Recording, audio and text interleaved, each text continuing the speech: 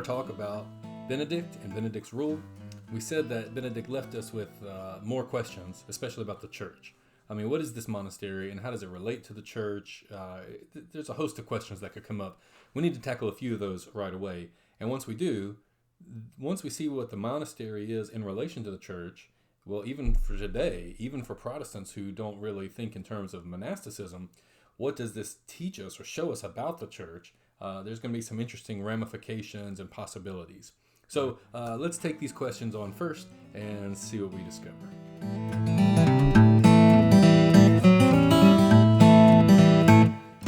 And once again, we have to ask the question about evangelism. We've had this question with the life of Anthony. He was very much a recluse, a hermit, and yet Athanasius tells us that the whole world heard about Anthony and praised God because of it. Benedict thinks that something similar is happening. He thinks this is evangelism. He thinks that when brothers or sisters gather together in their intentional community and they devote themselves to the life of God, the world is going to take notice. And often it did.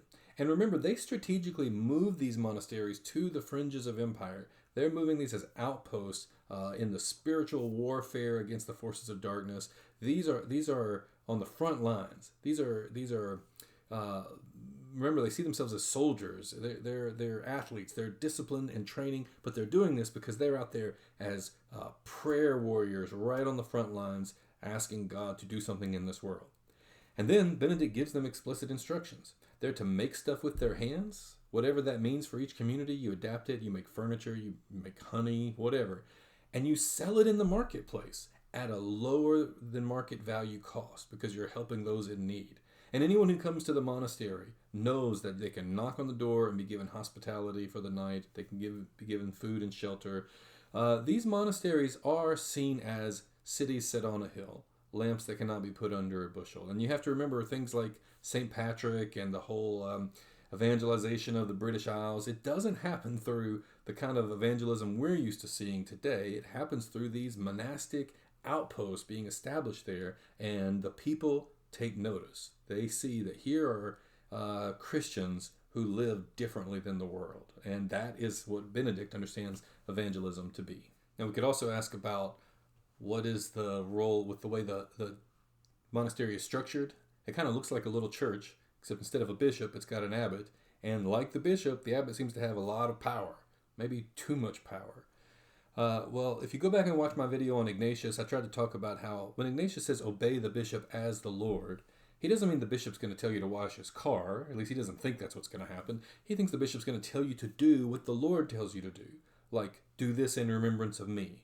Those are things the bishop says. So if you're going to see the abbot as sort of the father figure in the monastery, the same way the bishop is the father figure of the church, there are parallels. And yes, the abbot has, once he's appointed, within the monastery, he has absolute power.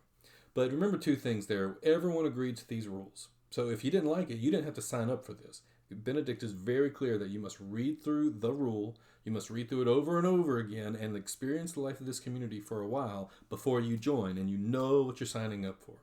And then the second thing is, when it's time to appoint the abbot, every monk gets a say. Everyone gets to have a vote.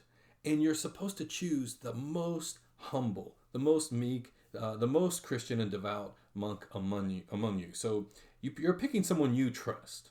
And it's true, this system had signs of corruption later. There were times where this was abused. They did not yet understand the full extent of sort of a balance, checks and balances like we would think in Enlightenment democracy. But to their credit, what they do see, and what is crystal clear for Benedict, is something along the lines of, if not the priesthood of every monk or every believer, they have the value of every person. They don't all get a vote simply because they like democracy. They're not thinking in terms of democracy. But everyone gets a vote because everyone gets a voice. And the reason everyone gets a voice is because every voice matters. Benedict tells the abbot that even though you have the absolute final say, before making big decisions, you have to ask every person in the monastery because every person matters. You have to listen to everyone because God could speak through anyone. And that is the exact same sort of principles and ideals that will try to be retrieved by later monastic movements and later Christian movements, Anabaptist movements, the Baptist Congregationalist movement. They're all trying to pick up on that same ideal. Everyone shares all things in common. They all listen to one another. They all have an equal voice because the Spirit of God has been poured out on all flesh. Old and young dream dreams, sons and daughters prophesy. It's that kind of idealized listening to the Spirit of God, that not democracy, but discernment that Benedict is already trying to establish. Well, now, when you think of a monastery as an independent thing, then it looks like it's over against the church.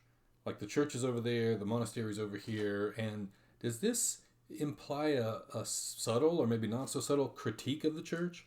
If the monastery is supposed to be the ideal church, the idealized Christian life, the Acts 2-4 church that the rest of Christianity somehow didn't embody, isn't it inevitably a criticism of the church on the compromised Christians? And in a sense, yes. But for Benedict, he knows that one can't get away with saying that the monastery is different from the church. The bishop still has the override power. The bishop can still come in and supervise when necessary. So the abbot, the monastery, acts very much independently, but it's not over against the church as you might want to construct it. Even though geographically Benedict's monasteries are removed from church buildings and the common church people, that's not the way Benedict is theologically understanding the role of the monastery. And again, we can especially track this if you go back to Augustine. Everybody after Augustine is Augustinian. Benedict is in the wake and the line of thought of Augustine on this. And Augustine knows of these different monastic movements. When Augustine is appointed as priest in Hippo, North Africa, he's seen monasticism elsewhere, and he wants to bring it to Africa, but he wants to have a special form. He doesn't really trust the hermits out on their own, and even those monastic groups out in the desert that have formed communities but are distant and removed from the cities. He's not interested in that kind of monasticism. In fact, he wants the monastery to be within the church. I mean, if not geographically, within the life of the church. And the church building is, for Augustine, going to have the monastery attached, adjacent to it. And he thinks this is important. He thinks that as the monks and nuns in the nunnery, as they come and go, they're coming into the life of the church along with everyone else. And the rest of the Christians see these monastics. They see the people who have devoted themselves to the ideal forms of Christianity, to a life of selflessness. And that includes celibacy and poverty and devotion to prayer. And as regular Christians who don't have that calling see those monks, Augustine believes that enhances the life of the church, because that is a sign to the rest of the Christian body of what they are called to aspire to. So you may not pray 7 times a day the way the Benedictines do, but maybe we could pray 2 or 3 times a day. How about one more time than whatever you're doing now? You see, they should be an inspiration in that sense. And this is part of Augustine's larger ecclesiology. His view of the church is such that the church is not over against the world. He thinks the church is enmeshed in the world. And remember, for him, the empire has, in a sense, become Christian. And so Christians in the world, the church is, for Augustine, a sacrament, a sign of what the world could be. If the world would see the church as its calling, not everyone, remember how he has the idea of the elect, not everyone is actually going to be in the church, and yet the church is a sign of what the world should have been all along, and what the world could be. And some in the world will answer that call and aspire to be in the life of the church. And so the monastery fits within that as well. Just as the church is a sacrament to the world of what it's called to be, so the monastery is a sacrament to the church, a sign to Christians who have to have jobs and have to raise children and have to be spouses. Well, here are Christians who don't have those burdens. They don't have that calling. They have a different set of burdens, a different set of calling, and yet they can be an inspiration to the wider church to show the church what it should be.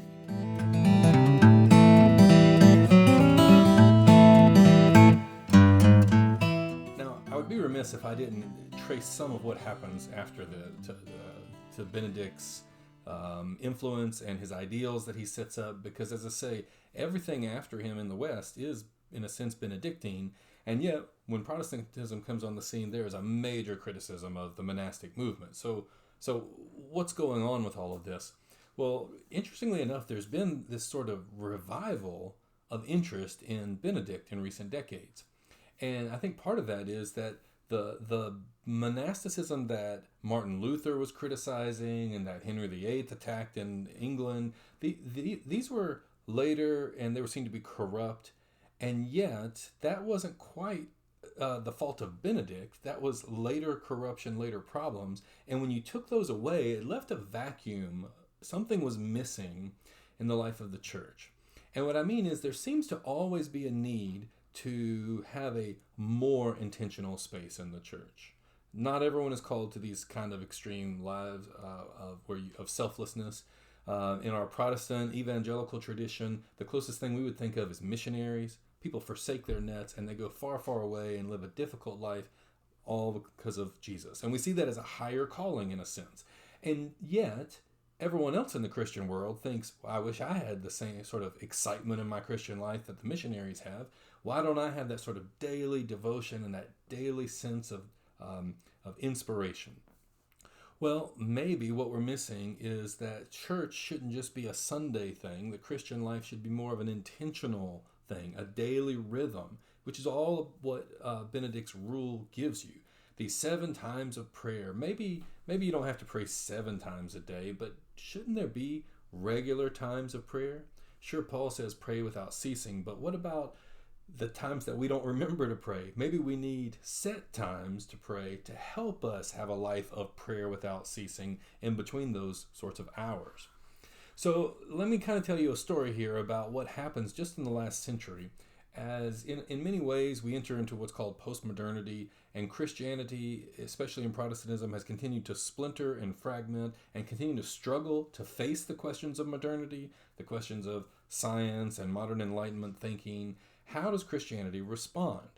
It looks like Christianity is sort of being marginalized and left by the wayside, and now instead of these hopes of having a Constantinian Christian society, at best it's a pluralistic society or completely secular and antagonistic society, and lots of people are struggling to figure out what's going on here. Dietrich Bonhoeffer, is a Christian famous for dying in the concentration camps because of his opposition to Nazi Germany and to Hitler. And yet, before he was arrested, he had actually formed and served an underground seminary. And in this seminary that was prohibited because it wasn't part of the established church that endorsed the Nazi Party, Bonhoeffer wrote this book called Life Together. And he tries to figure out, okay, if we're going to be studying together, if we're going to be learning together for this set of years, how are we going to organize our day? And he talks about everything from waking up and sleeping to prayers, to meals together, to learning together, working together. And if you read him closely, he sounds like he's sort of recreated Benedict's rule, but for a monastic community.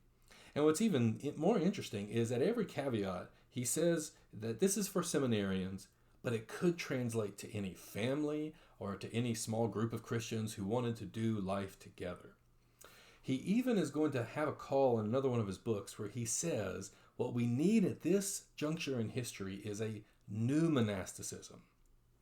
Now, Bonhoeffer was such an inspiration to many, both Christian and non, and when more Christians start to think about what this could mean, they start to think about a new monasticism.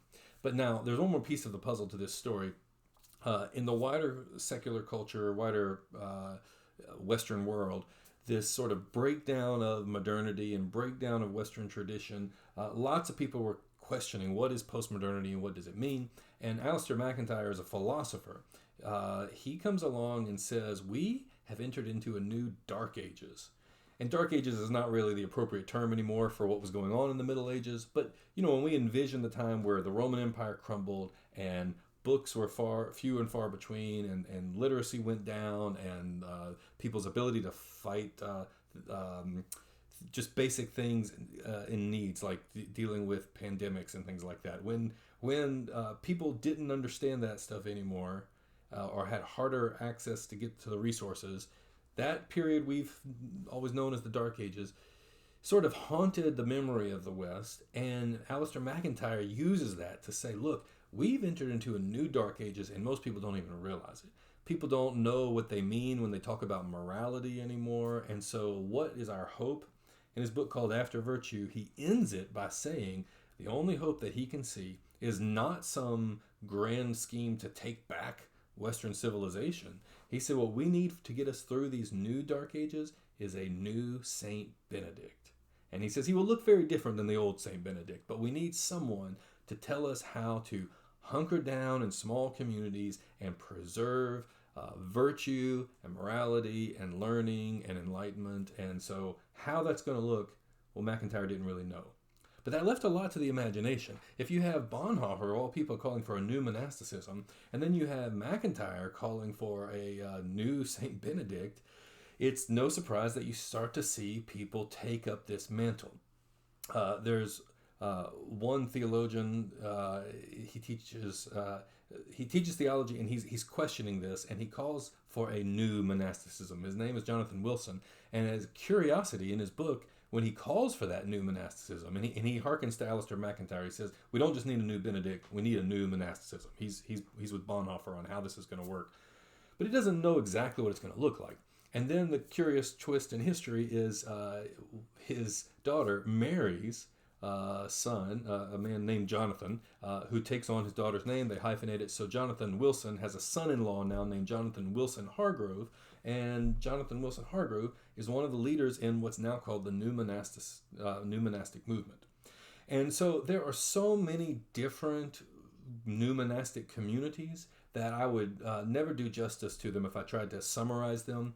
I would point you to there's a conference that's been held where there are 12 marks, and I will leave that on the end of this video where you can find the link and their statements and bibliography and things I recommend for you. But here's what I want to summarize.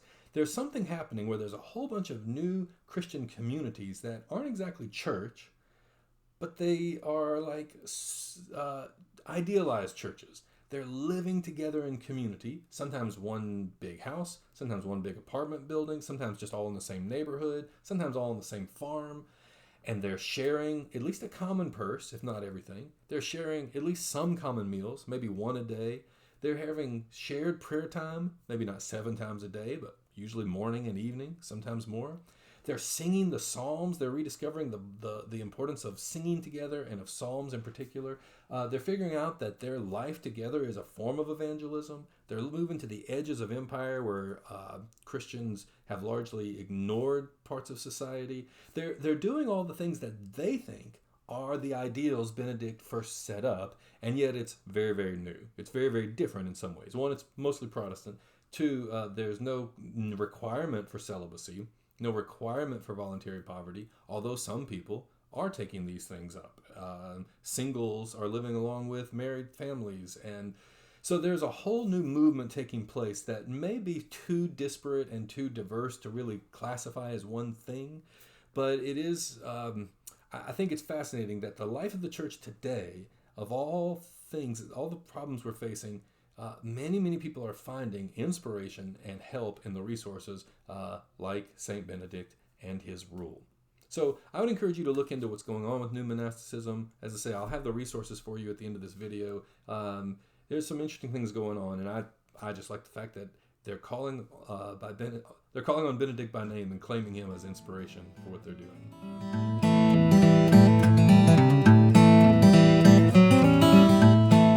Well, that about wraps it up for Benedict today.